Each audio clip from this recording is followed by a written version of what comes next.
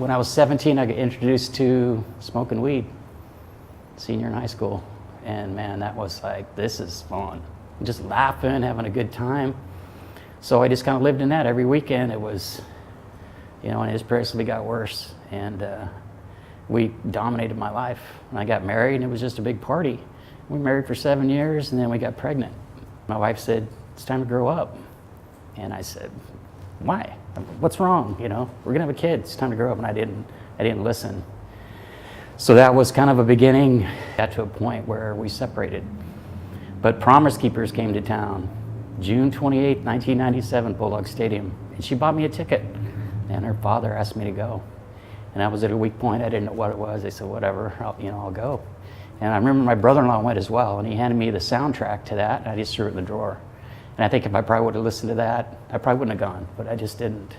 So I went, and I walked in there, and the first night the gospel was presented, and I stood up, and when I accepted Christ, I just felt a lightning bolt hit me. It's the only way I can describe it. I got struck by lightning. And I felt this black hole that was in me removed. And I remember looking up to the sky, and I heard the Father say, it's going to be all right. And I was like, wow.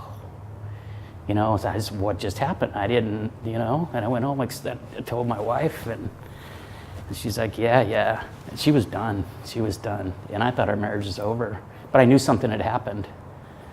So God just started bringing people in my life, joined a Bible study, but yet I was living on my own. It was like, I thought my marriage was over. The thought of someone raising my 7-year-old son was just, I couldn't, that was just pain.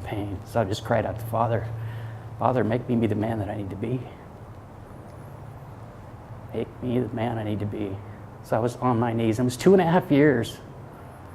And God restored our marriage, and that was the beginning of the turning point of what?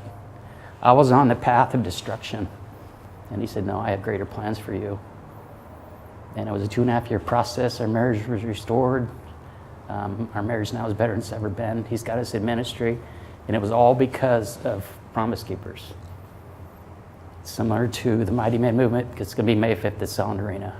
Changed my life. Saved my life, actually. So I would just encourage anybody, just go. Wherever you're at. Doing good, not doing good, invite a friend, go. When the love of the Father came down on me, I couldn't run anymore. I've been running for 37 years.